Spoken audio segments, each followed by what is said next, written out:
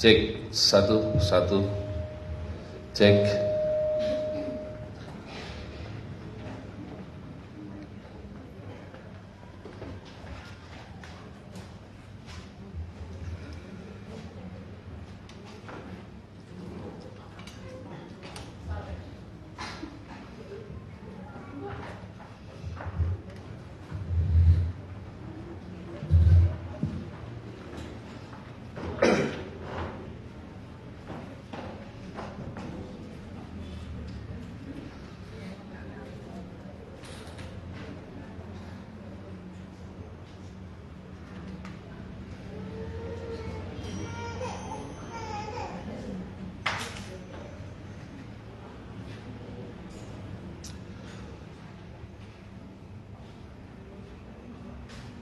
Baik, Shalom.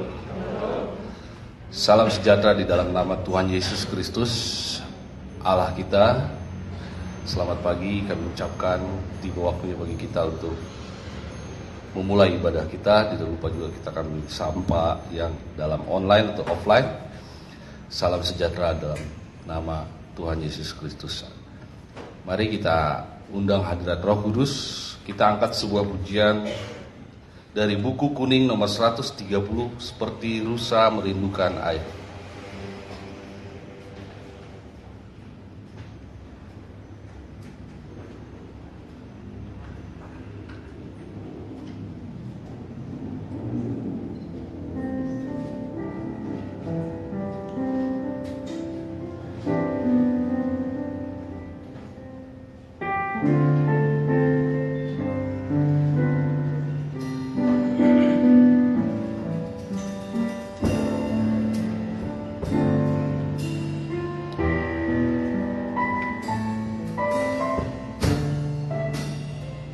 merindukan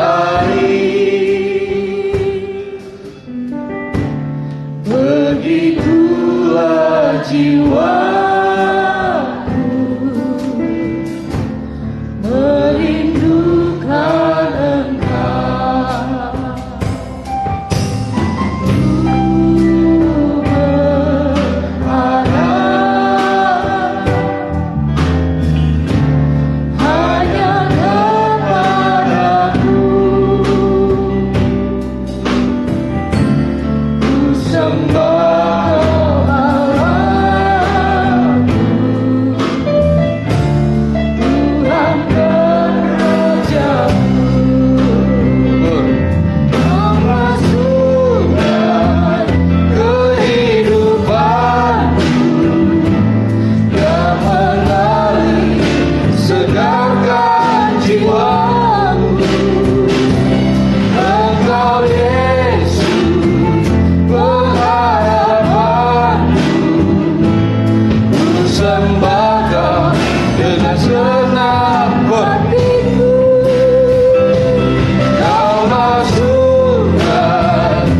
Engkau.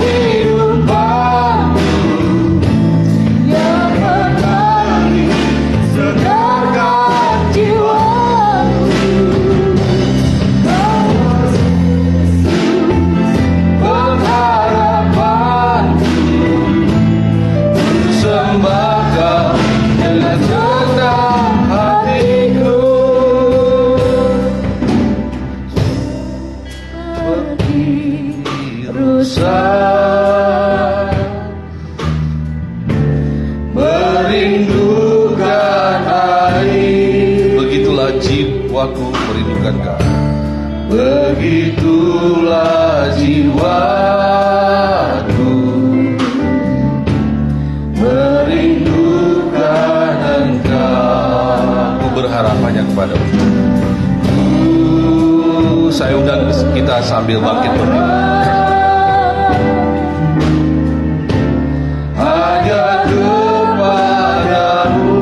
Sembah Kau Allahku, Tuhan dan Rajaku. Sembah Kau Allahku, Tuhan dan Rajaku. Kaulah sungai kehidupanku yang mengalir segarkan jiwaku.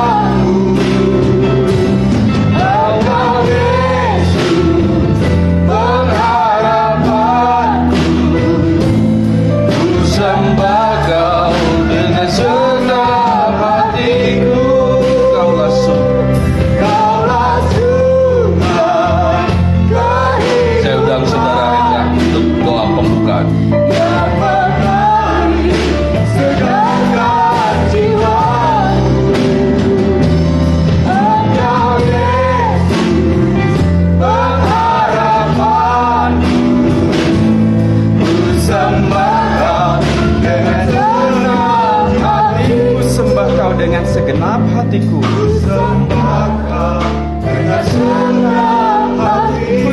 Kau dengan segenap hatiku, sembah Kau dengan segenap hatiku.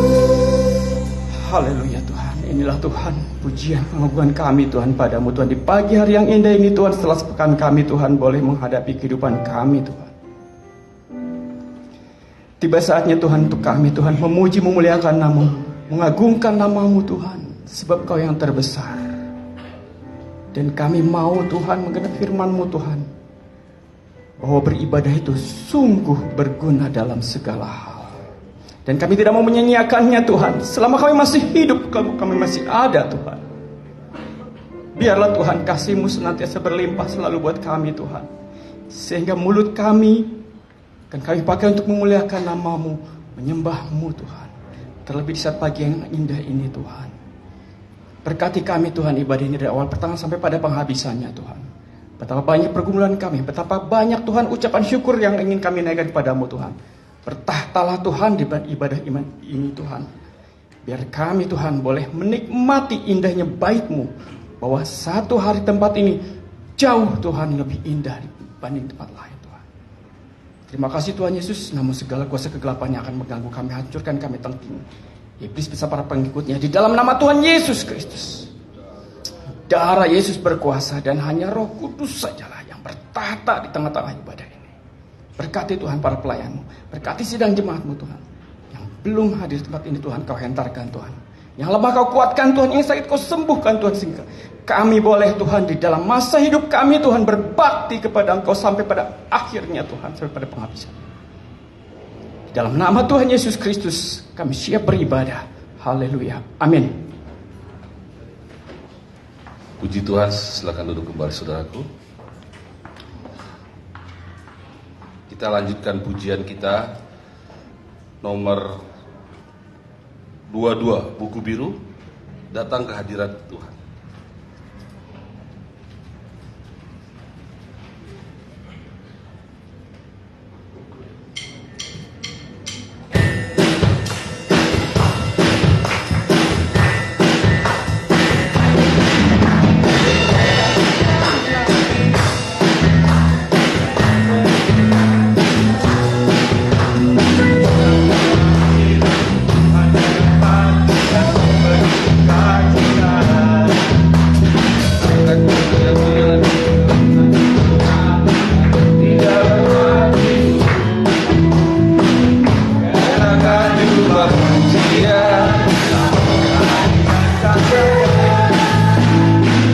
Sepertinya ada belum kesiapan. Mari kita sambut dengan sukacita. Kita bangkit berdiri agar senantiasa boleh semarak kita serukan datang ke hadirat Tuhan. Haleluya.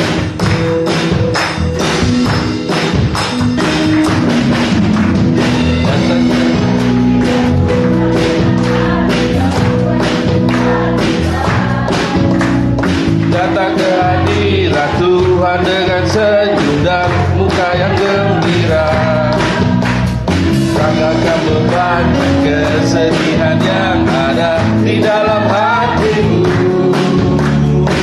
Gerakkan jubah pujian, sambut hadirat Sang Raja, dan gunung-gunung pun bersorak-sorak memuji Dia. Haleluya.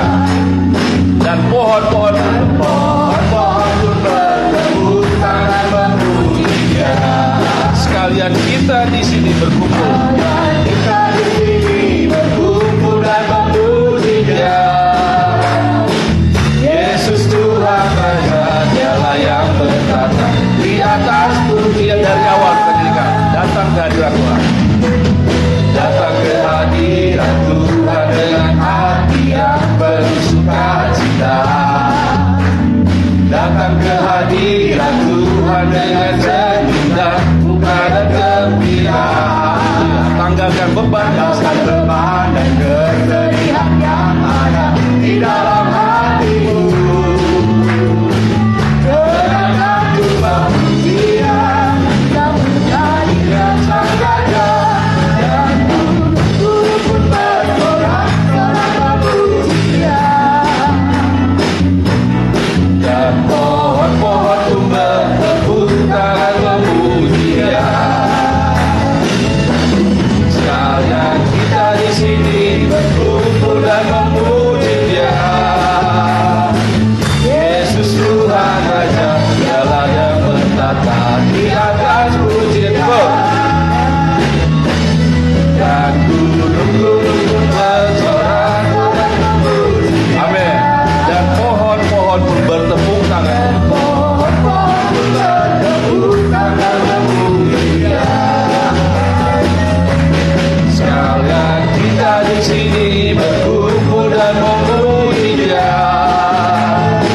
Yesus Tuhan Raja, Dialah yang bertata di atas. Yesus Tuhan Raja, Dialah yang bertata. Yesus Tuhan Raja, Dialah yang bertata di atas pujian. Bagi Tuhan, silakan duduk saudaraku. Tuhan bertahta di atas segala pujian kita. Ada haleluya Tuhan. Haleluya, amin. Saya sampai grogi nih. Boleh dibilang nanti dipersilakan waktu untuk bersaksi. Cuma sedikit saya pujian ini memang mengingatkan. Mungkin saudaraku semua yang di sini mengetahui minggu kemarin kami dalam kedukaan. Memang sulit untuk menyatakan sikap kita datang ke hadiran dengan memuji sorak-sorai bahwa hati kecil ini masih agak luka. Namun kita percaya bahwa Tuhan Sang Roh Kudus memberikan penghiburan yang sempurna bagi kita. Amin, saudaraku. Langsung saya dipersilakan karena mempersingkat waktu, Saudara Hendra, untuk kesaksian sebentar.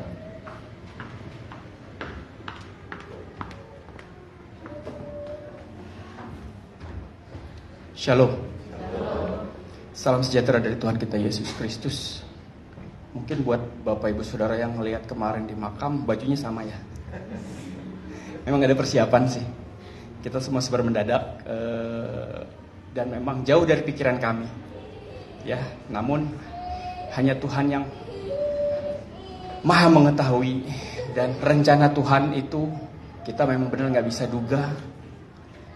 Sedikit saja mungkin kesaksian. Mama itu luar biasa. Sejak muda sudah penuh perjuangan dan membesarkan kami 8 bersaudara.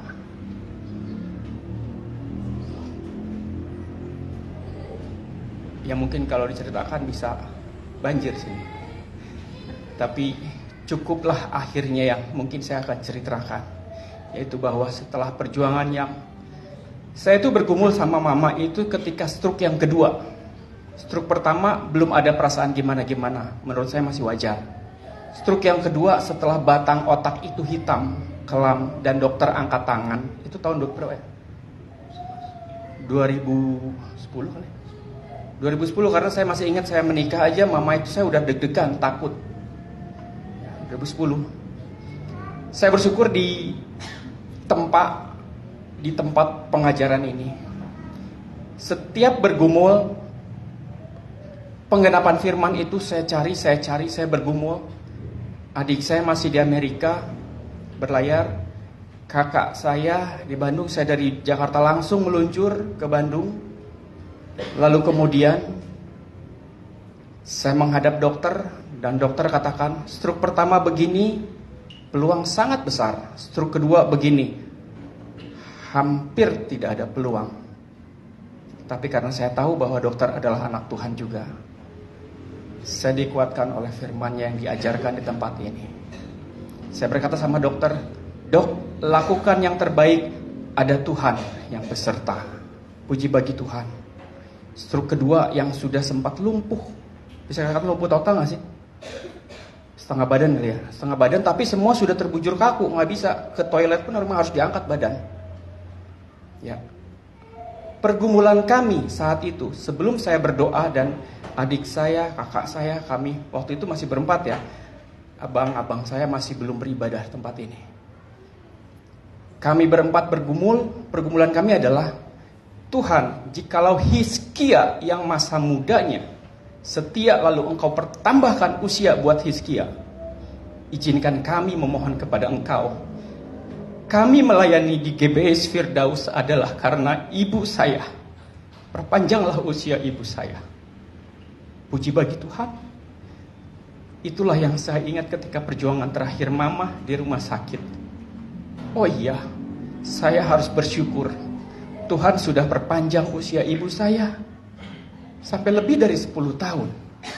2010 ke 2023. 13 tahun. Hizkia diperpanjang berapa tahun ya? Saya lupa. 15 tahun kalau saya. Puji bagi Tuhan. Berarti ibu saya sudah hampir menyamai Hizkia.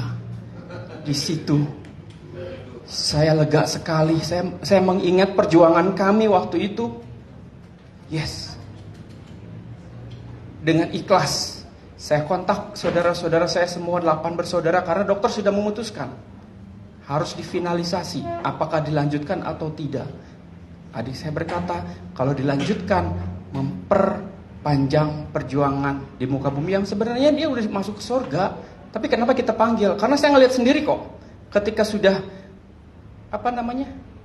titik, dipompa, kemudian terkejang, balik lagi, langsung semua normal lagi.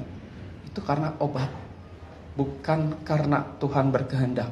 Di situ saya kontak semua saudara saya, yang online cuma 3, udah tidak ada yang bisa ambil keputusan, saya ambil keputusan. Mama, kita sudah happy di surga, tidak bisa kita menghalangi lagi. Setelah itu adik saya bilang ke dokter, izinkan kami ke telinganya. Setelah itu kita berdoa, dah tidak dilakukan lagi pertolongan. Di situ benar-benar rest in love. Oke. Jadi saya mau katakan buat Bapak Ibu Saudara, ya, firman pengajaran ini luar biasa.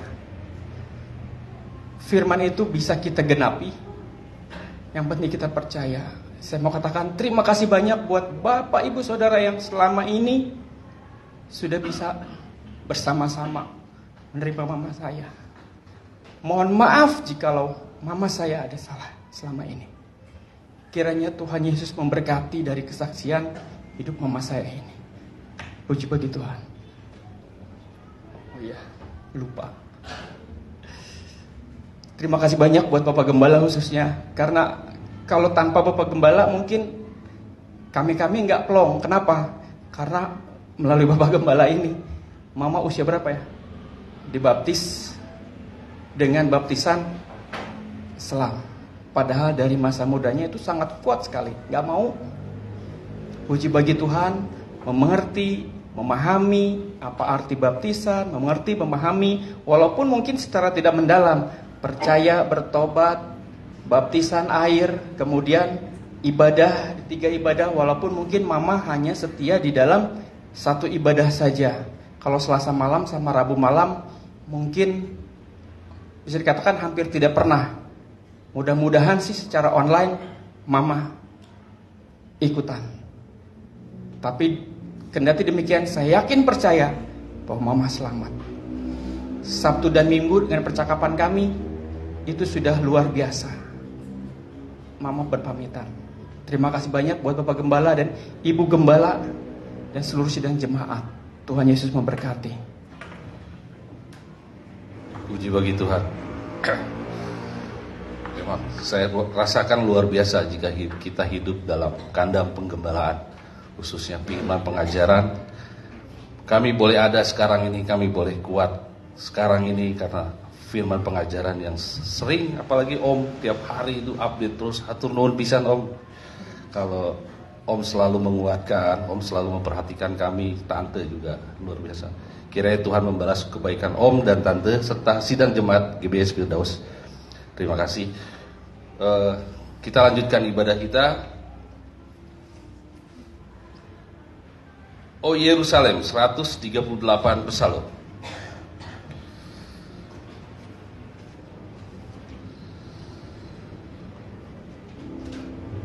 Yerusalem kota mulia adalah tempat perjuangan akhir kita umat pilihan. Oh Yerusalem, kota mulia, hatiku rindu ke sana.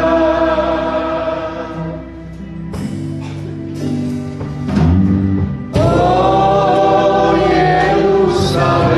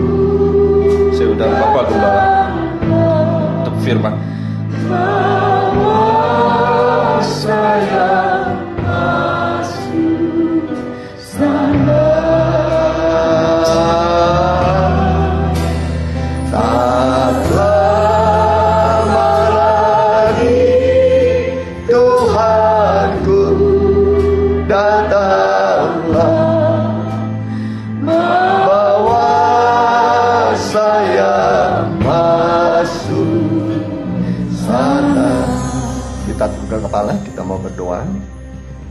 Terima kasih Tuhan, dimanapun kami mengikuti ibadah ini, baik yang hadir dalam bait-Mu dan yang mengikuti secara online. Engkau Allah Maha Hadir, Engkau juga menjangkau kami. Kami akan belajar duduk diam seperti Maria dekat kaki Tuhan, mendengar firman Allah yang hidup dan berkuasa, yang bisa memberikan petunjuk kepada kami, menghentikan segala badai gelombang dalam kehidupan kami, supaya kami nanti pulang dihentar dengan damai yang dari Tuhan, disertai sukacita surgawi yang menjadi kekuatan kami dalam mengarungi perjalanan hidup di dunia yang fana. Singkapkanlah firman-Mu Tuhan. Biarlah kami menanti-nantikan, kami siap mendengar. Dalam nama Tuhan Yesus, hamba telah berdoa. Amin. Ya, saya serahkan kepada yang muda ada sifat. Saya jaga.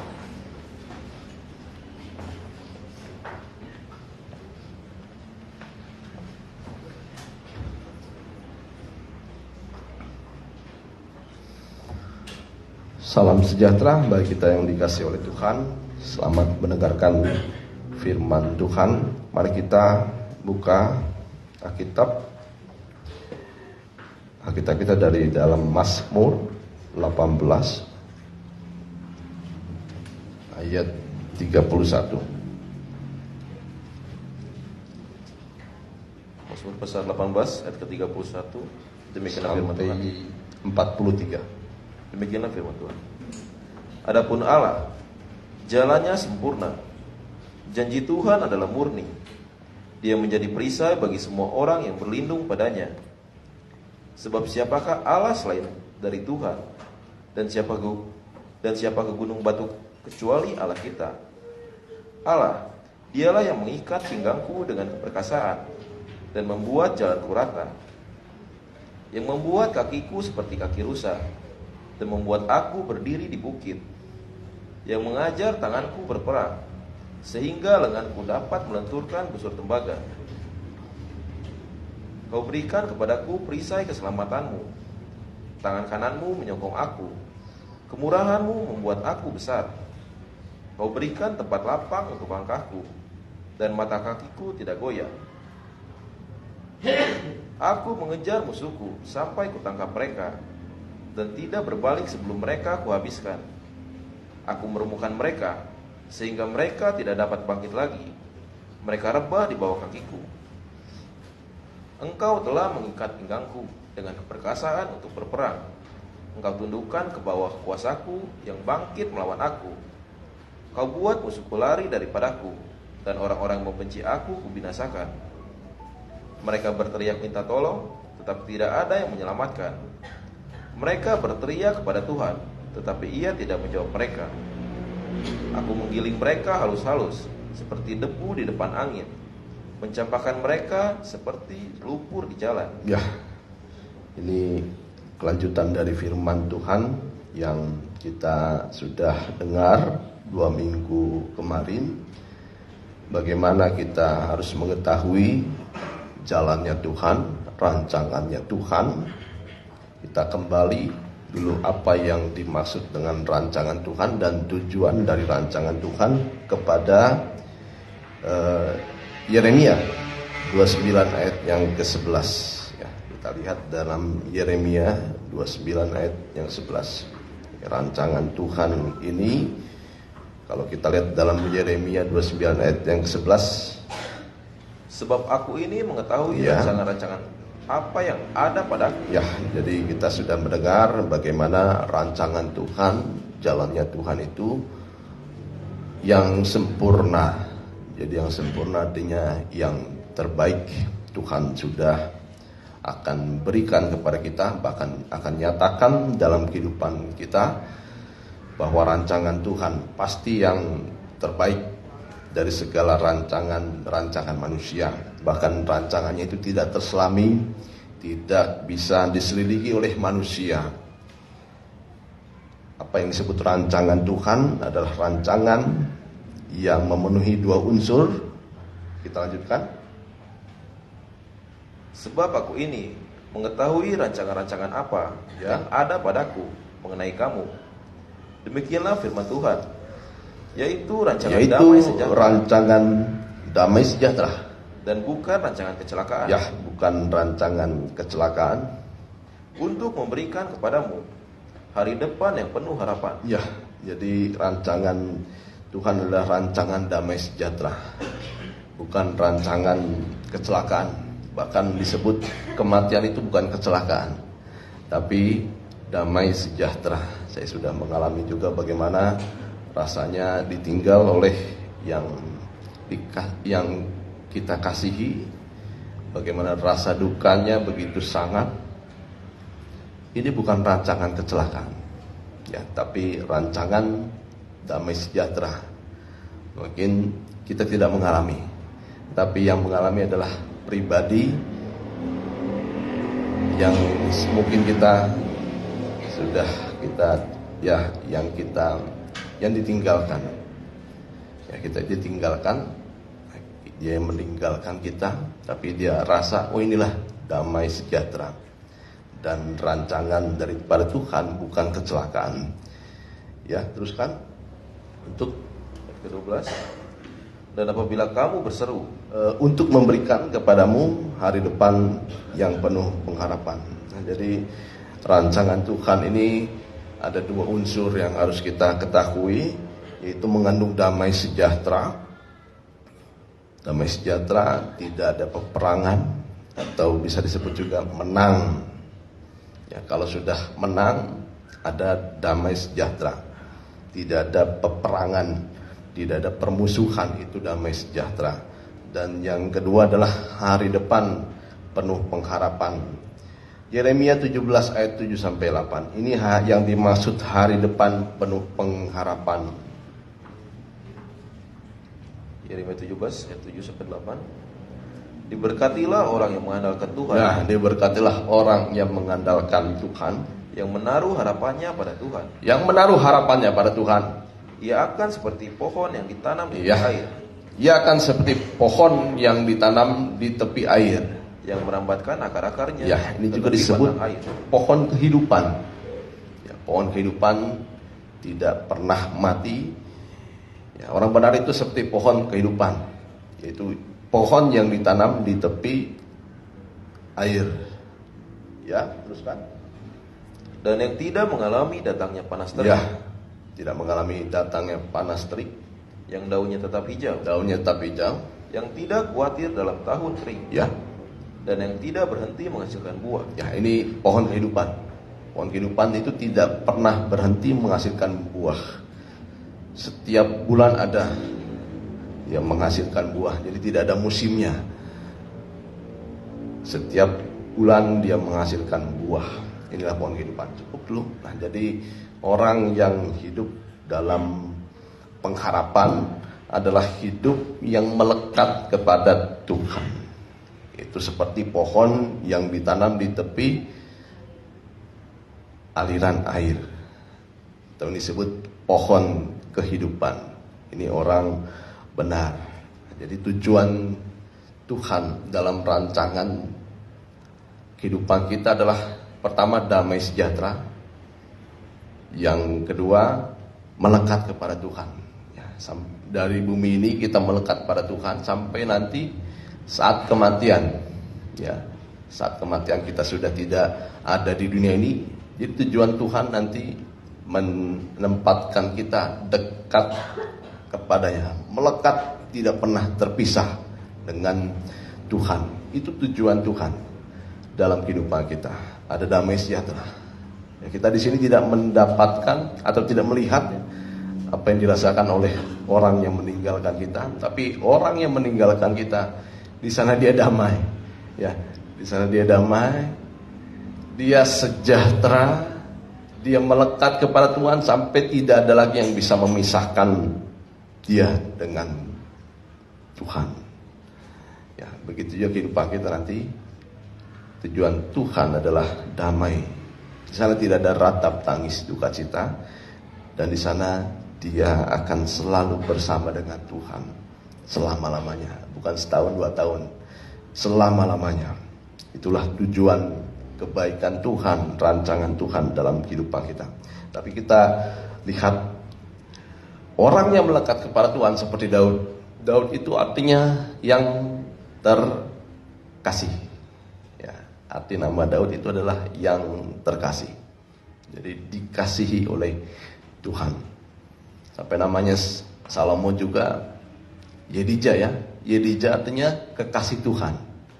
Itu nama-nama yang Tuhan sudah nyatakan kepada Daud dan Salomo. Dan juga kepada kita. Kita akan disebut yang terkasih. Kalau disebut yang terkasih berarti mempelai perempuannya. Itu yang terkasih. Ya, sampai melekat kita itu bersama dengan Tuhan. Nah, jadi kita lihat apa yang dialami oleh kehidupan yang melekat kepada Tuhan. Kita kembali dalam Mazmur 18. Mazmur 18 ayat yang ke-33. Kehidupan yang melekat kepada Tuhan. Demikianlah firman Tuhan. Allah, dialah yang mengikat pinggangku dengan keperkasaan. Allah, dialah yang mengikat pinggangku dengan keperkasaan. Cukup dulu sampai situ.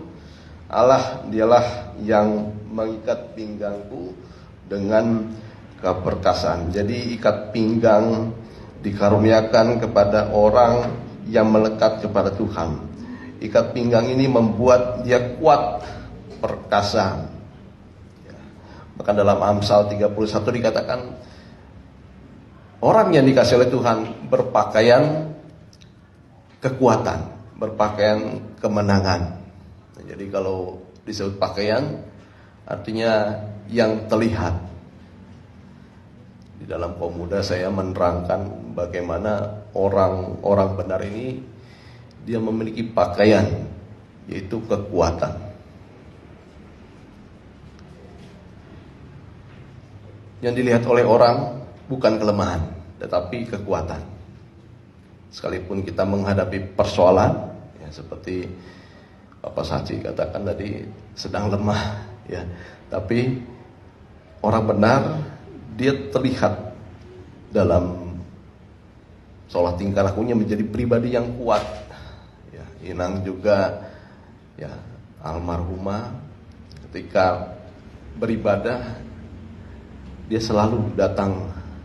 Ya, saya lihat beberapa sebelum sakitnya begitu parah, dia selalu ingin, ya, bahkan selalu datang terlebih dahulu. Ya, bahkan sering curhat sama saya. Kemana itu? Kemana itu? Ya, anaknya mungkin. Belum datang, padahal saya sudah siap. Ya, mungkin lagi sibuk, Inang, saya bilang. Oh iya. Ya, jadi dalam hatinya rindu, ingin bertemu atau ibadah, bertemu dengan Tuhan lebih awal. Ya, itu suatu kerinduan yang sangat baik. Jarang sekali kita mungkin mendapatkan, kita mengalami hal yang semacam itu. Jadi sudah mempersiapkan bagaimana akhir hidupnya menjadi akhir hidup yang berbahagia dan bisa diteladani. Ya, jadi kekuatan menjadi pakaian orang-orang benar. Bahkan sebenarnya istri bejana yang lemah, pakaiannya itu adalah kekuatan. Boleh kita lihat dulu. Ini untuk para istri dulu ya. Amsal 31. Amsal 31. Amsal 31. Nah, istri disebut bejana yang lemah, tapi pakaiannya adalah kekuatan. Perempuan itu lebih kuat daripada laki-laki.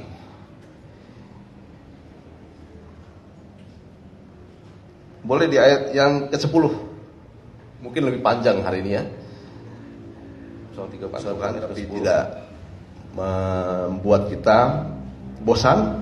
Ya, Amsal 31 ayat yang ke-10. Demikianlah firman Tuhan. Puji-pujian untuk istri yang cakap. Ya, puji-pujian untuk istri yang cakap. Istri itu adalah yang terkasih. Entah dia sebagai istri secara jasmani sekarang kalau kita sebagai istri, tetapi istri ini dimaksudkan adalah gereja Tuhan. Ya. Istri yang cakap, Istri yang cakap, siapakah akan mendapatkannya? istri yang cakap, siapakah yang mendapatkannya? Ia lebih berharga daripada Iya, permata. ia lebih berharga daripada permata. Ya, bagaimana suami? Istrinya lebih berharga daripada permata. Ya, teruskan. Hati suaminya percaya kepada Iya, jadi istri ini yang pertama adalah dapat dipercaya. Ya, hati suaminya percaya kepadanya. Terus, suaminya tidak akan kekurangan keuntungan. ya, suaminya tidak kekurangan keuntungan kalau punya istri yang cakap. Itu yang pertama, kalau istrinya ini bisa dipercaya. Jangan jadi istri yang tidak bisa dipercaya. Itu tanda istri yang baik, bisa dipercaya. Suami juga harus bisa dipercaya. Teruskan. Ia berbuat baik kepada suaminya. Ia berbuat baik kepada suaminya dan tidak berbuat jahat Iya. sepanjang umurnya. ya sepanjang umurnya. Jadi sepanjang umur itu dalam suka duka, ya. Sepanjang umurnya juga dalam sehat, dalam kesehatan, mungkin sakit, ya. Tetap setia. Istri jangan berbuat jahat kepada suaminya. Ya mungkin suaminya sedang tidak ada uang.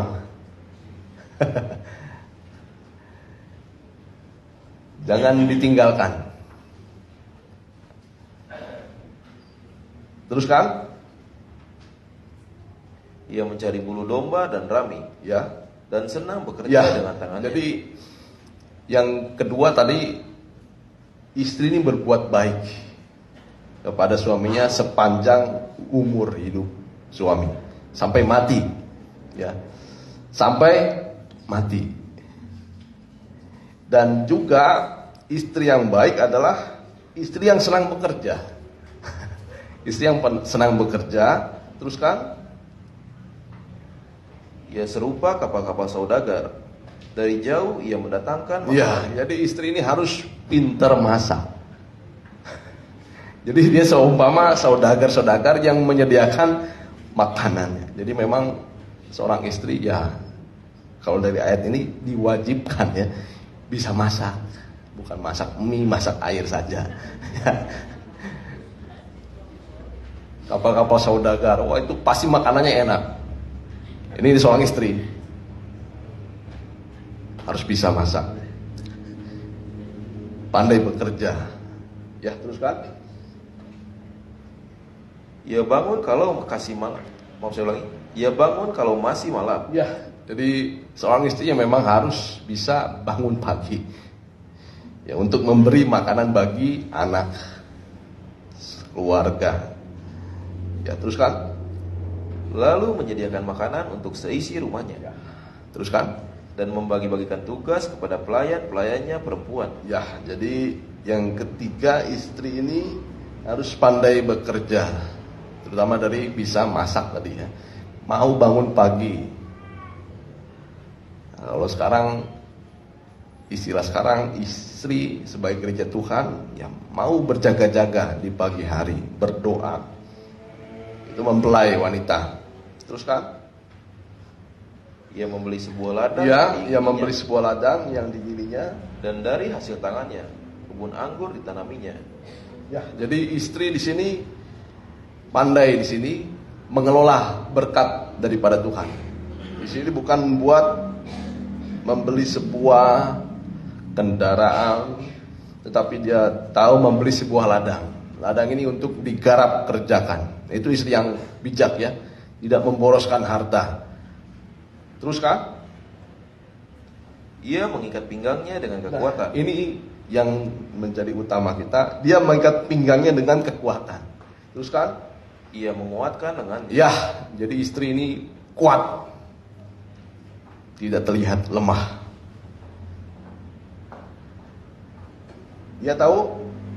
Ia tahu bahwa pendapatannya menguntungkan. Ya, ia tahu bahwa pendapatannya menguntungkan. Pada malam hari pelitanya tidak padam. Ya, Tangannya ditaruh pada jentera.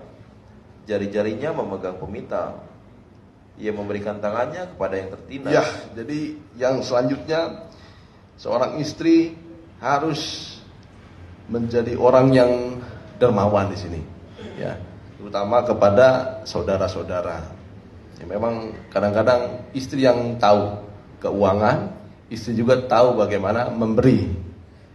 Lebih peka biasanya ya. Kalau seorang istri atau perempuan dibandingkan laki-laki, betul nggak nih laki-laki? Ya saya kalau dengan istri lebih mengetahui biasanya. Ya teruskan. Mengulurkan tangannya kepada yang miskin. Ya, mengulurkan tangannya kepada yang miskin. Ya, tidak kikir. Ya takut. Ya tidak takut. Ia tidak takut kepada salju untuk seisi rumahnya. Ya. Karena seluruh isi rumahnya berpakaian lengkap. Ya. Ia membuat bagi dirinya permadani, lenan halus dan kain ungu pakaiannya. Ya, jadi dia mengatur segala sesuatu dalam rumah tangga. Sampai pakaian anak pun diperhatikan. Itu seorang istri. Supaya tidak dipermalukan, kedinginan, apalagi telanjang. Ya, anak-anaknya tidak sampai dibiarkan menderita. Ayat selanjutnya. Suaminya dikenal di pintu gerbang. Suaminya dikenal di pintu gerbang. Di sini artinya dia menjaga nama baik suaminya. Ya, Kalau ia duduk bersama-sama para tua-tua negeri. ya, suaminya itu dikenal baik karena istrinya menutupi segala kekurangan atau aib dari suami. Ya, kalau sekalipun ada kelemahan, istri itu tidak berhak. Ya, apalagi sekarang di medsos itu antara suami istri menjelek-jelekan. Ya, mantan suami, mantan istri menjelekkan. Itu di dunia. Jadi kalau dalam masalah, perempuan itu jangan sampai terlihat lemah. Ya, apalagi membuat aib bagi keluarga itu. Ya, kalau misalnya ada masalah keluarga, jangan diceritakan di media sosial. Ya, kadang-kadang ada sedikit masalah, orang tahu ini adalah masalah keluarganya dia.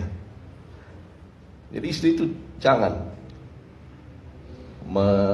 memperlihatkan kelemahan di keluarganya. Ya, makanya di dalam Alkitab dikatakan di sini pakaian istri adalah pakaian kekuatan, tidak terlihat lemah. Ya, teruskan. Ia membuat pakaian dari lenan dan menjualnya. Ia menyerahkan ikat pinggang kepada pedagang. Ya, Pakaiannya adalah kekuatan dan kemuliaan. kemuliaan. Ia tertawa tentang hari depan. Ia tertawa tentang hari depan. Ya, Ia membuka mulutnya dengan hikmat. ya, ini seorang perempuan, mulutnya berhikmat. Ya, maaf saja perempuan ini kadang-kadang yang menjadi kelemahan adalah mulutnya. Mulutnya ini tidak berhikmat. Ya. Sedikit saja sakit hati terlihat oleh temannya, terlihat oleh orang lain. Ya, pengajarannya, Pengajaran yang lemah lembut ada di lidahnya. nah ini adalah wanita. Pengajaran lemah lembut ada di dalam lidahnya. Ya, cukup dulu sampai situ, nanti panjang sekali. Nah, jadi ini ciri-ciri mempelai yang baik, yang cakap, yang kalau suami mempunyainya untung. Tapi kalau ada salah satu ya yang tidak seperti ini, rugi suaminya. Ya, kalau punya istri, maaf, mulutnya tidak berhikmat, bocor mulutnya. Ya. malas bekerja, memboroskan uang, tidak bisa dipercaya.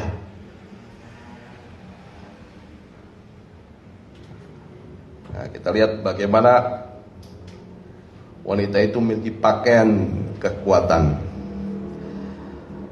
Kita kembali dalam Mazmur yang 18 tadi. Nah, pakaian kekuatan ini membuat Daud bisa mengalami kemenangan. Daud ini selalu menang. Dalam masa-masa kehidupannya ditandai dengan kemenangan. Ya, kecuali setelah dia berbuat dosa, dia mengalami kekalahan. Selama dia taat, dia mengalami kemenangan. Kita lihat mengapa Daud ini menjadi orang yang menang di dalam ayat yang Mazmur 18 ayat yang 35. Yang mengajar tanganku berperang, Ya, sehingga yang lenganku mengajar. dapat melenturkan busur tembaga. Ya, jadi yang pertama, Daud ini selalu mengalami kemenangan ketika dia mau diajar. Yang mengajar tanganku untuk berperang. Ya, jadi dia diajar oleh Tuhan. Sekarang bagi kita diajar oleh firman Tuhan. Jadi Daud ini adalah pribadi yang rendah hati, lemah lembut. Ketika dia mendengar firman Tuhan, dia dengan sukacita. Apalagi firman Tuhan dalam bentuk pengajaran.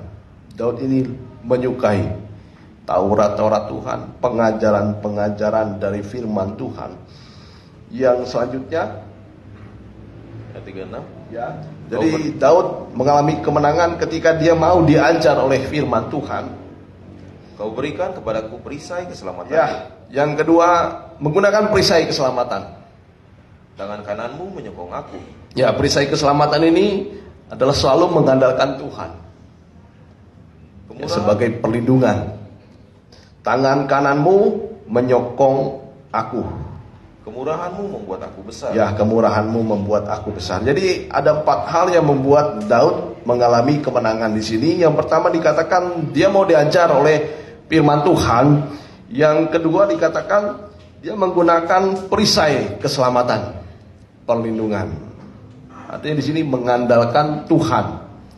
Yang ketiga, tangan kananmu menyokong aku. Tangan kananmu menyokong aku. Ya, kalau tumbuhan, terutama waktu di Kota Baru, saya lihat tumbuhan itu ketika diambil dari tempatnya terus dipindahkan, tumbuhan itu harus disokong terlebih dahulu. Disokong oleh kayu-kayu seluruh, ya, di sekitarnya ada kayu-kayu, supaya tumbuhan ini bisa melekat dengan sempurna. Nah, begitu juga kehidupan kita. Kehidupan kita itu disokong oleh Tuhan di sekitar kita. Makanya kita mengenal istilah kita itu disertai oleh Tuhan. Siapa yang membuat kita tidak jatuh? Itu Tuhan. Ada tangan yang menyokong. Saya juga, kalau tidak disokong oleh Tuhan, kehidupan saya pun akan jatuh. Kehidupan kita pun kalau tidak disokong oleh Tuhan, kita pasti jatuh. Menyangga supaya tidak roboh sokongan tangan Tuhan itu. Yang keempat, kemurahan membuat aku besar. Ya, kalau dalam terjemahan lama dikatakan kelemah lembutan daripada Tuhan yang membuat Daud ini besar. Kelemah lembutan itu kesabaran. Dalam kelemah lembutan ada kesabaran. Jadi yang membuat kita besar, kemurahan Tuhan, kelemah lembutannya. Dia tidak pemarah, tetapi pemurah. Kalau kita telusuri hidup kita, mengapa kita mengapa kita masih bisa berdiri? Karena ada kemurahan Tuhan, kesabaran. Ketika kita berbuat dosa, ada kemurahan Tuhan. Ya, ingat seperti seorang yang memiliki hutang 100.000 talenta ya. Ya. Ada belas kasih. Ketika orang itu menangis, saya tidak bisa membayar hutang ini. Tapi dengan matanya yang berbelas kasihan, raja ini melunaskan semua hutang-hutang. Itu kemurahan daripada Tuhan. Jadi membuat kita besar hanyalah kemurahan Tuhan. Ada amin? Jadi yang pertama, orang yang melekat kepada Tuhan, yang pertama Tuhan mengaruniakan ikat pinggang keperkasaan. Jadi dalam diri kita harus terlihat menjadi pribadi yang kuat, sehingga kita bisa menang. Yang kedua,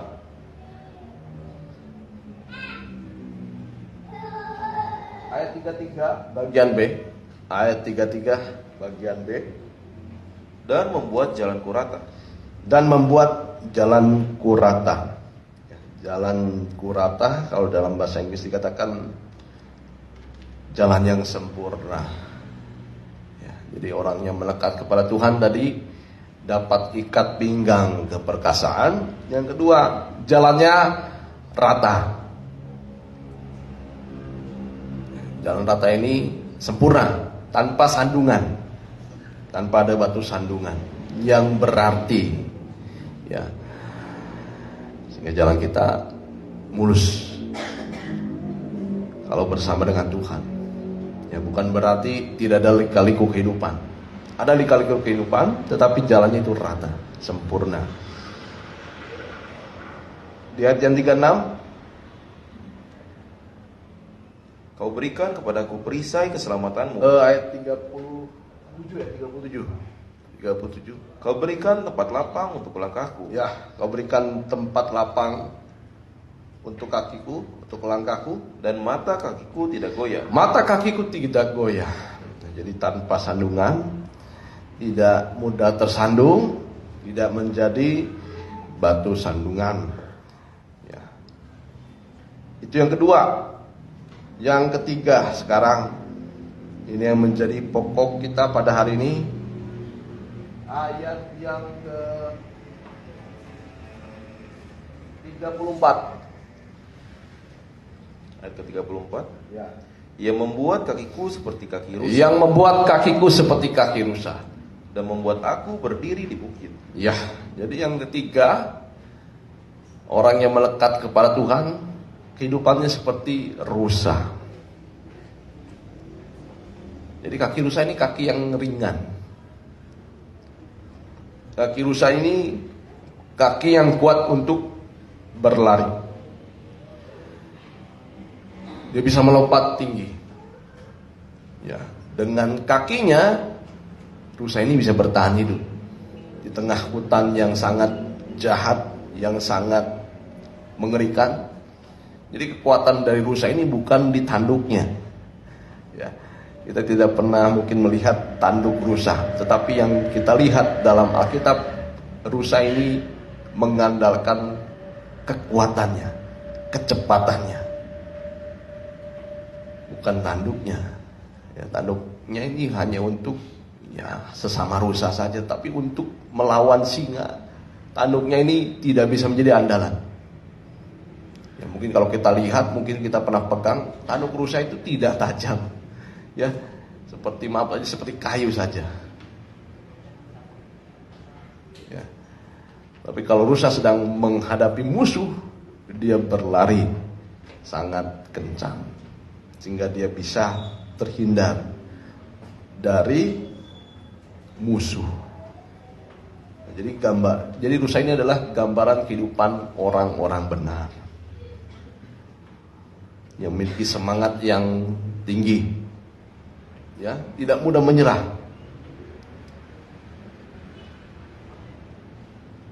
Kita buka dalam Mazmur 41 ayat 42 ayat yang pertama.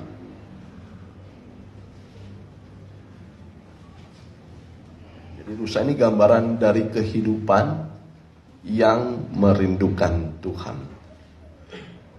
Mazmur pasal 42 yang pertama, Ya, kerinduan kepada Allah ya, kerinduan kepada Allah.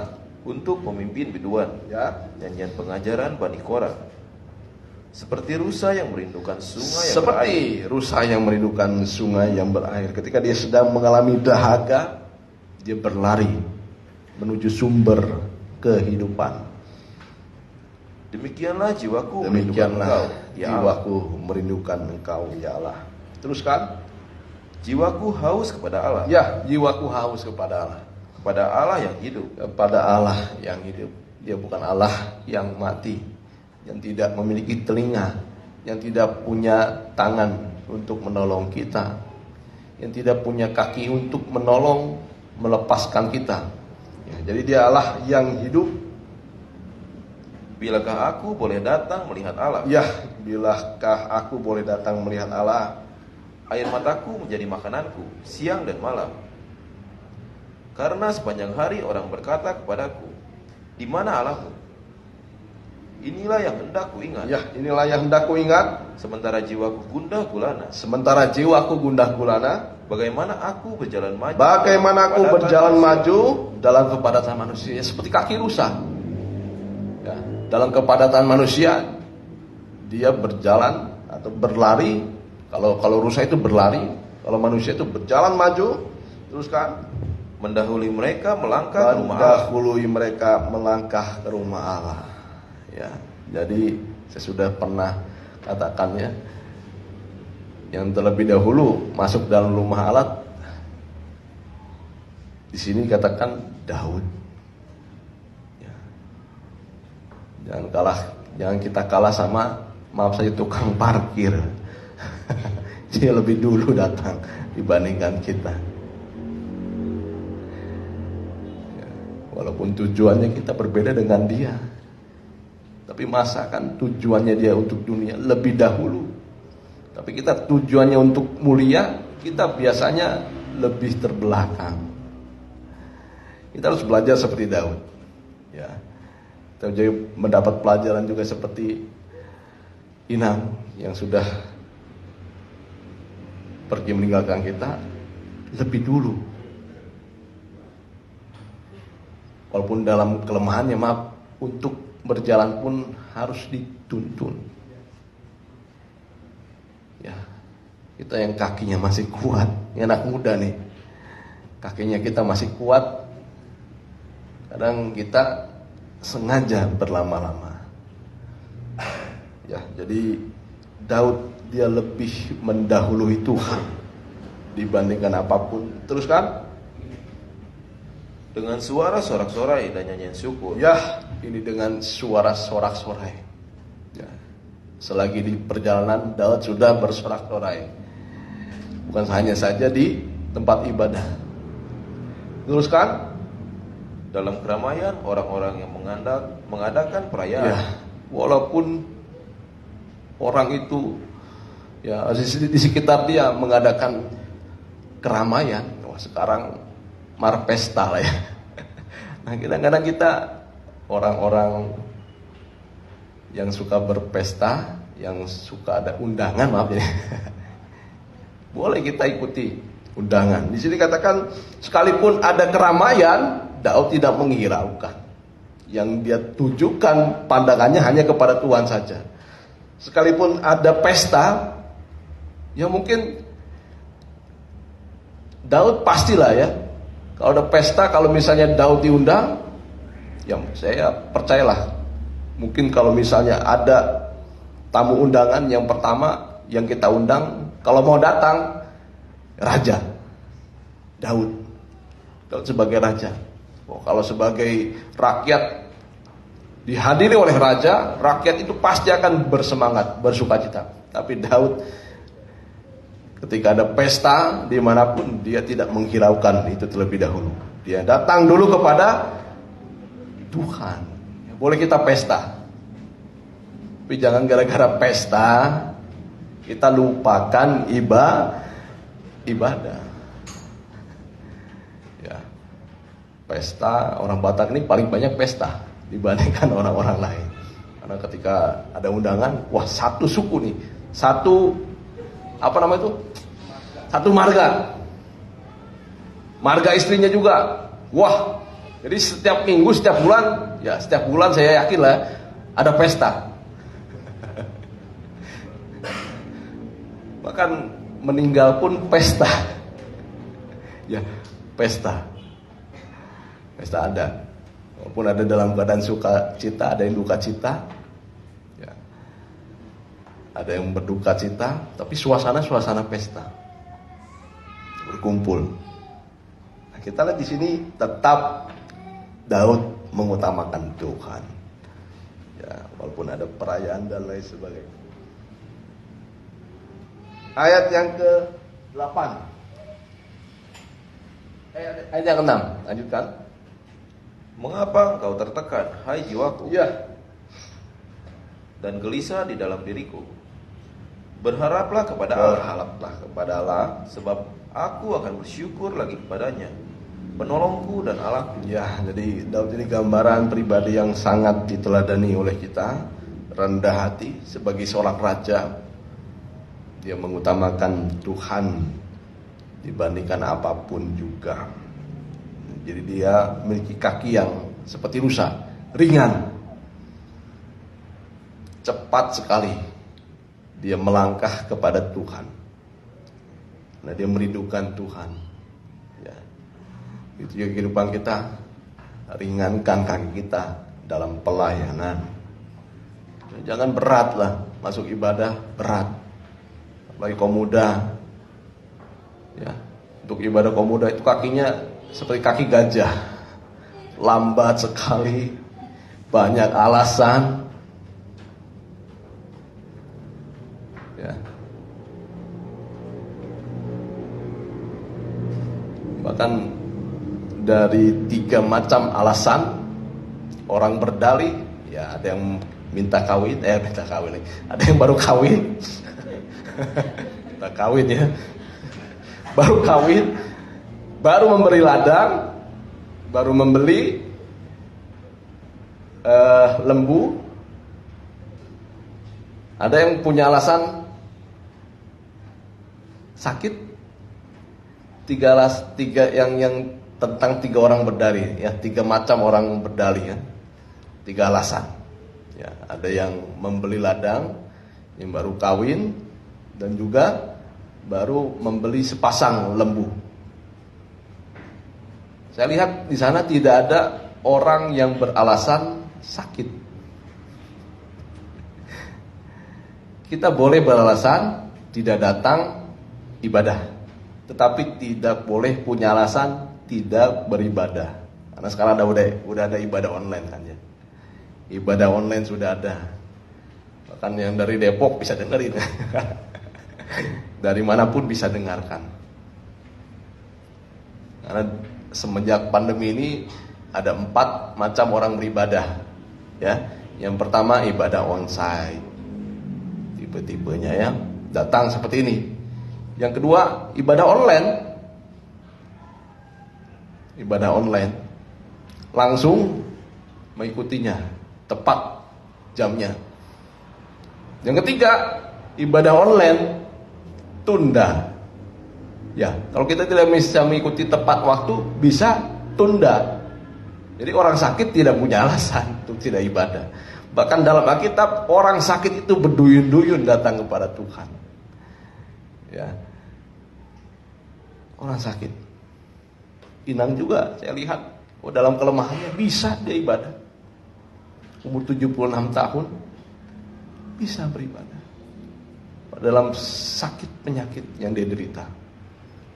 Ini alasan yang paling tepat sebenarnya untuk tidak ibadah. Tapi ternyata orang yang sakit ini secara tubuh dia bahkan lebih merindukan ya dibandingkan orang sehat ya, kita lihat orang-orang sakit itu berduyun-duyun datang kepada Tuhan. Nah, yang keempat tadi, yang pertama ibadah seperti ini, tatap muka.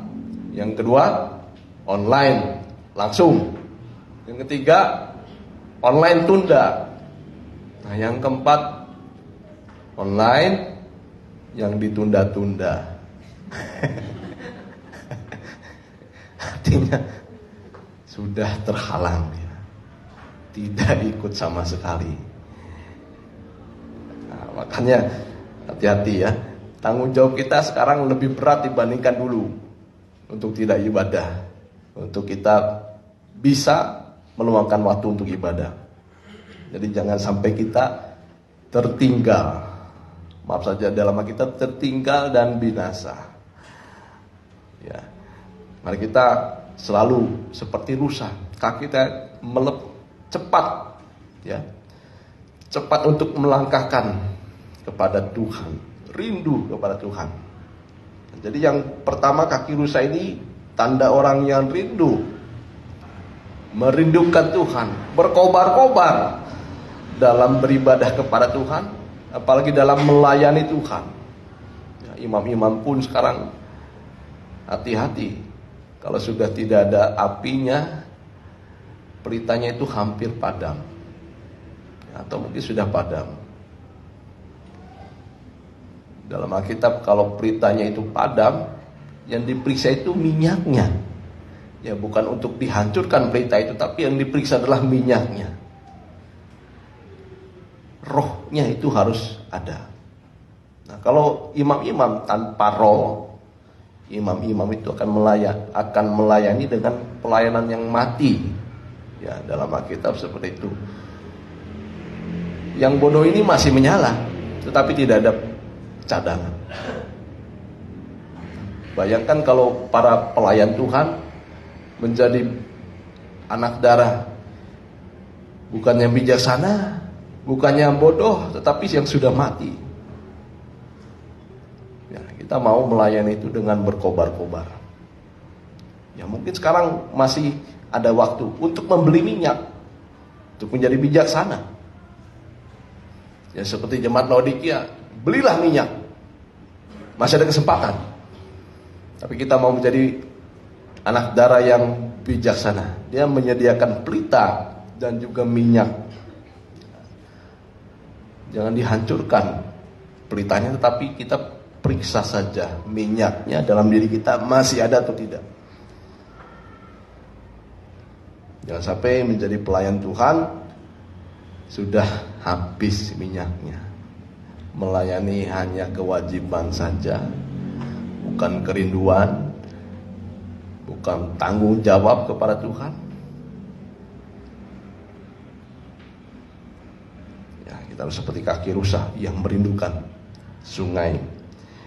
Dan kaki rusa yang kedua ini adalah kaki yang cepat atau ringan, yang tahu di mana tempat perlindungan yang aman. Katakan di sini kaki rusa ini atau rusa ini dia berdiri di atas batu karang. Batu karang artinya adalah keteguhan.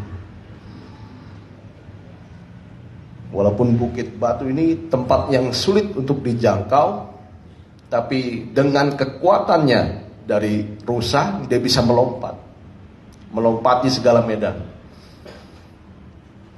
untuk datang kepada bukit batu. Ya, artinya buat kita, Daud tahu di mana tempat yang terbaik untuk dia berdiam. Ya, boleh kembali di Mazmur 18, 2 ayat terakhir lagi. Mazmur 18 ayat 34b. Dan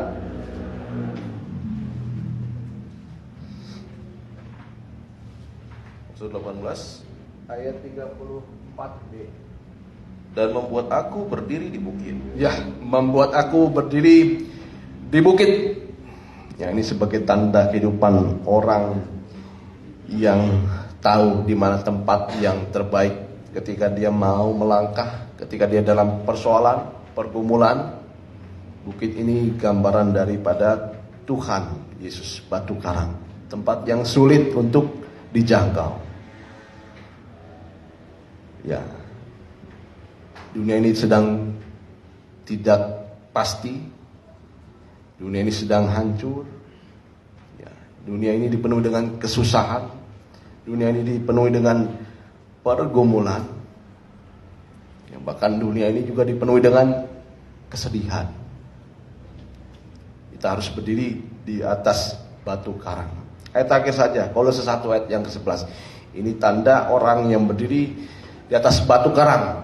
Dia menjadi orang yang kuat, pakaiannya kekuatan. Kolose 1 ayat ke-11. Ya.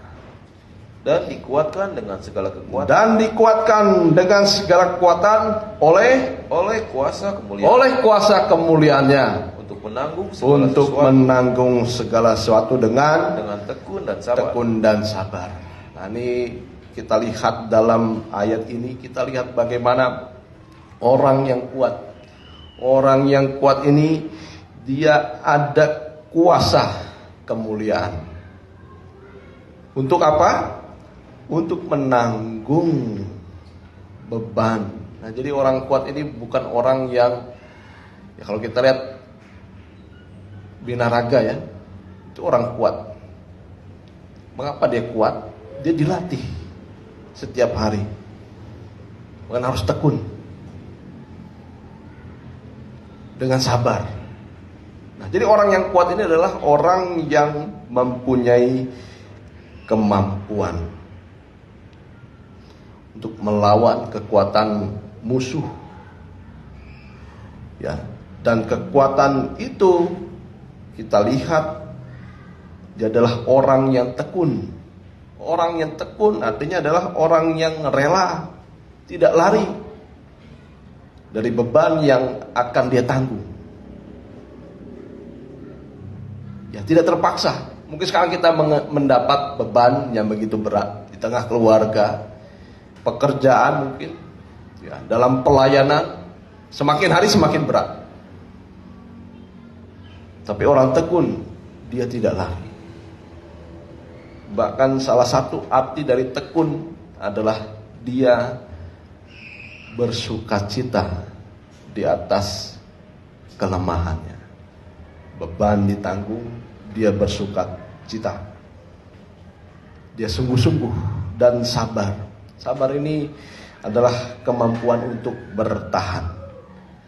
Ya. Seberapa lama kita bertahan, disitulah letak kekuatan kita. Jadi tekunlah dan sabarlah. Ya, dalam penderitaan, saya juga mengalami beberapa banyak hal. Ya, tapi kita harus tahu kekuatan kita di dalam ketekunan dan kesabaran. Onderdil motor itu dia kuat. Kalau orisinil dia makin kuat untuk menanggung beban. Dia mampu bertahan. Dalam kehidupan kita sekarang Tuhan ingin berikan kepada kita kekuatan, ya. Ketekunan dan kesabaran harus kita miliki pada hari ini. Kita mau nyanyikan lagu Bertahan dan Kuatlah.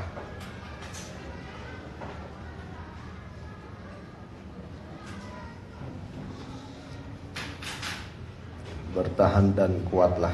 Saya undang Bapak Gembala untuk ke depan.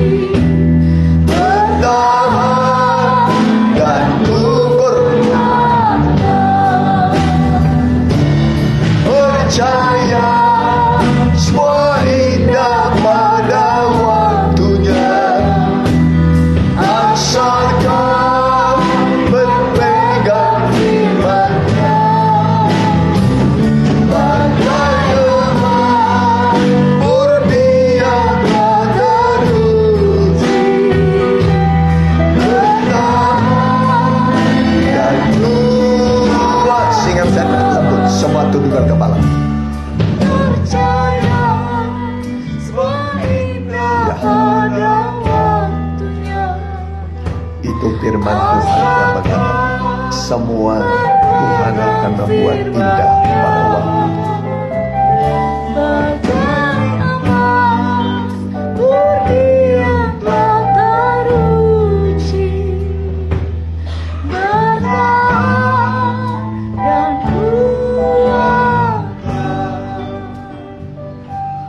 Haleluya. Mari kita tundukkan kepala kita. Tuhan Yesus, Dia ada di tengah-tengah kita.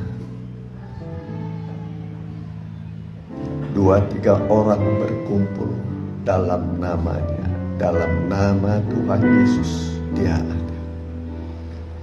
Dia maha hadir, maha tahu, maha mendengar, maha kuasa untuk menolong kita.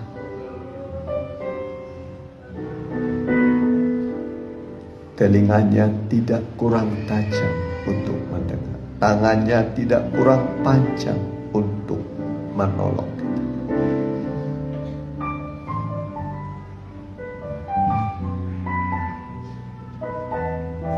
Yang diminta pada kita adalah cukup percaya.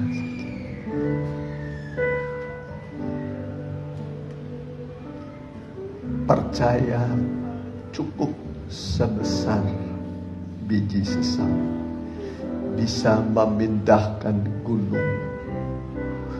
gunung-gunung yang besar, masalah-masalah, pencobaan-pencobaan yang besar.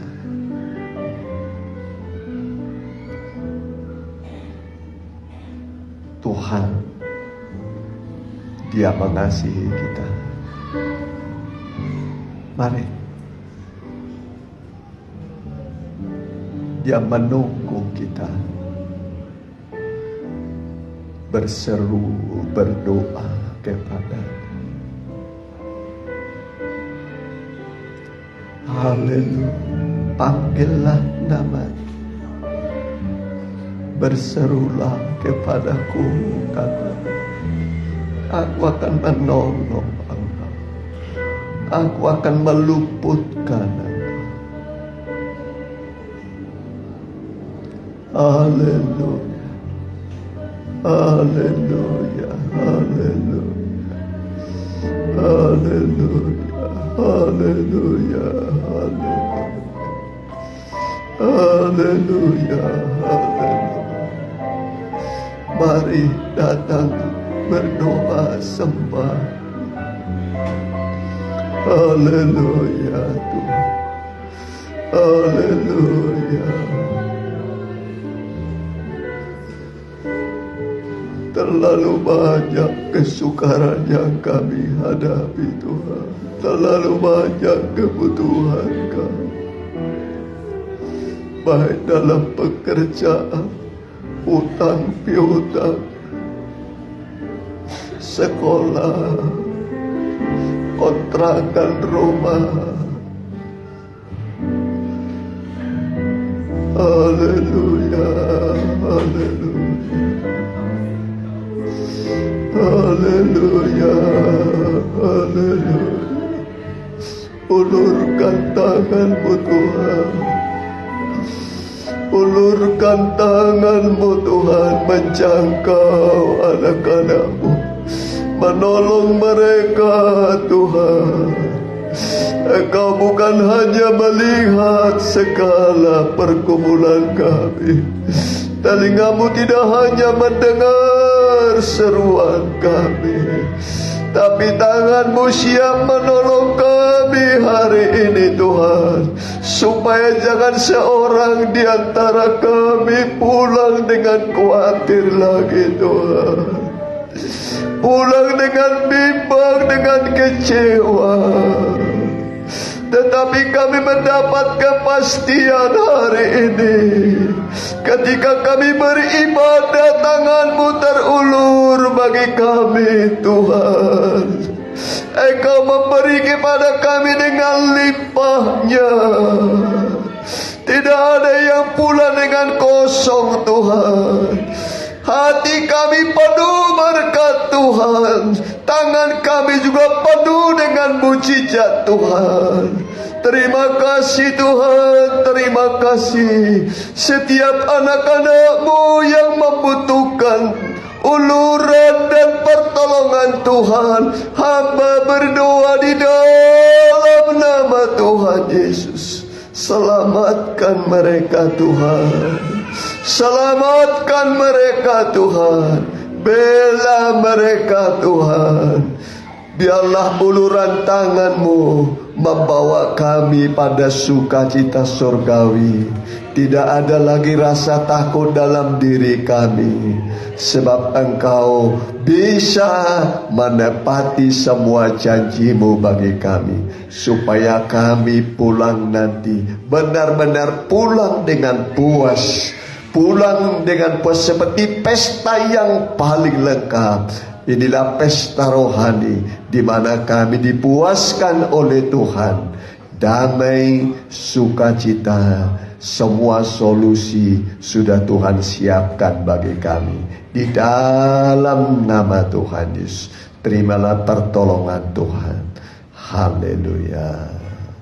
Amin. Mari kita angkat puji-pujian bagi Tuhan.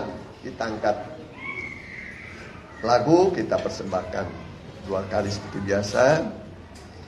Ya, kita nyanyikan nyanyian Ku Mendaki ke Bukit Sion.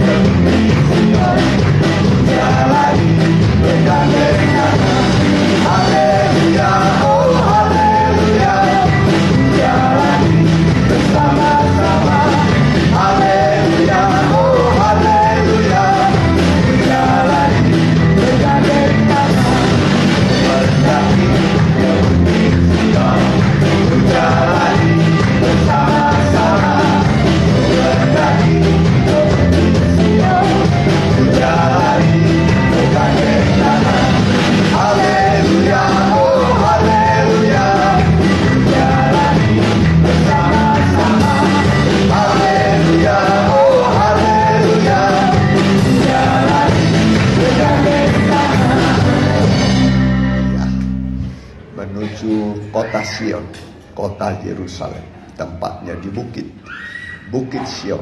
Di situ ada kota Sion, ya.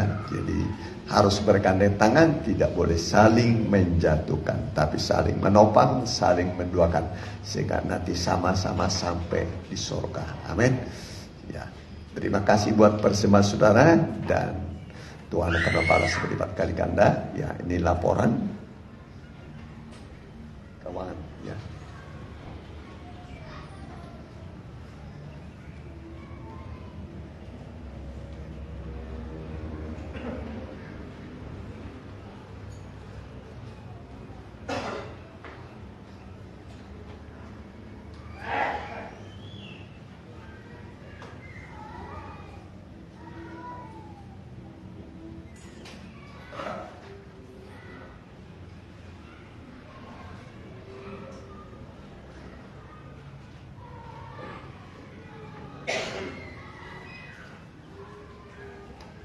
Udah?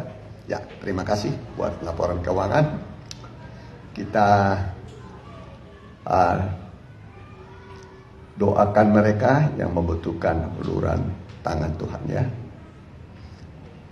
Telah lahir anak pertama dari Bapak Sardo dengan Ibu Disnawari ya. Seorang putra ya, seorang putra pertama. Ya, selamat buat keluarga Sardo ya. Hari Selasa dan hari Rabu tidak ada dulu kegiatan karena GBS Jabar Banten ada Mukerda, musyawarah kerja daerah di Puncak ya, di Bogor ya. Jadi tidak ada dulu ibadah Selasa, ibadah Rabu, Sabtu, Minggu tetap seperti biasa ya. Kita doakan mereka yang kurang sehat, Mama Serlok, Opu Romando Boru, kemudian Saudari Yuli Huta Barat, Ibu Hera, ya, Mama dari Ibu Lydia, kemudian Pak Tambunan, Saudari Bella, ya, itu sekira, ya, kita pakai berdiri. Dan yang berulang tahun di bulan Agustus ya, boleh datang ke depan, berdiri saja ya.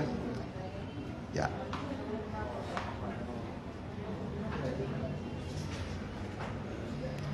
Ya.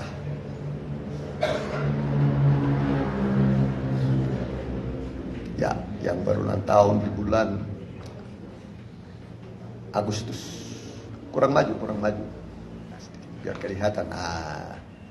Ya. Haleluya. Kami berdoa buat anak-anakmu yang berulang tahun di bulan Agustus 2023. Tuhan sudah tambahkan umur mereka di bulan Agustus ini. Kami sama-sama bermohon belas kasihan dari Tuhan. Tambahkanlah juga iman mereka. Tambahkan rezeki mereka. Tambahkan kesehatan mereka. Biarlah Tuhan tambahkan berkat rohani dan jasmani. Kami berdoa Tuhan Yesus memberkati engkau. Menyinari engkau dengan kasih dan wajahnya. Sehingga segala kesuraman kegelapan disingkirkan dari hidupmu. Tetapi engkau berjalan bersama dengan terang Tuhan. Sehingga perjalananmu menjadi terang. Rezekimu menjadi terang. Sampai kami melihat. Kami sampai di kota terang. Kota tanpa malam. Dalam nama Tuhan Yesus. Terimalah berkat Tuhan. Jasmani dan rohani. Dalam nama Tuhan Yesus Kristus. Silakan kembali. Kami berdoa buat yang sakit, yang nama-namanya disebutkan, baik Mama Serlok, Opu Romando Boru, Saudari Yuli Huta Barat, Ibu Hera, Mama Lydia, Bapak Fitri, Bella. Ya, kami berdoa tetap membawa dalam doa, karena doa orang benar sangat besarlah kuasanya. Kami berdoa dalam nama Tuhan Yesus. Darah Yesus mengampuni dosamu. Roh Kudus memberi engkau kekuatan. Bilur-bilur Tuhan yang ajaib menyembuhkan segala penyakitmu. Terima kasih Tuhan. Terima kasih. Begitu juga anak-anakmu pulang dari tempat ini membawa berkat kuasa kebangkitan. Membawa berkat kuasa kemenangan.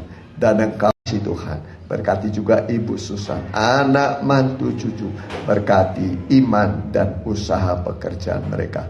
Masyarakat setempat di mana kami tinggal beribadah ini. Tuhan berkati. Dari tingkat RT, RW, juga lurah sampai kepada muspika, Wali Kota Bandung, Gubernur Jawa Barat, Pak Presiden Joko Widodo, Pak Maruf Amin, TNI Polri, juga MPR, DPR tingkat 1, tingkat 2 seluruh Indonesia. Berkati Bapak. Mereka adalah hamba-hamba Tuhan untuk kebaikan bangsa dan negara kami. Terima kasih Tuhan, terima kasih. Dan sekarang saudaraku, pulanglah di dalam nama Bapa, Anak, dan Roh Kudus. Itulah Tuhan Yesus Kristus. Haleluya. Yang percaya katakan amin. Selamat pulang. Tuhan Yesus beserta.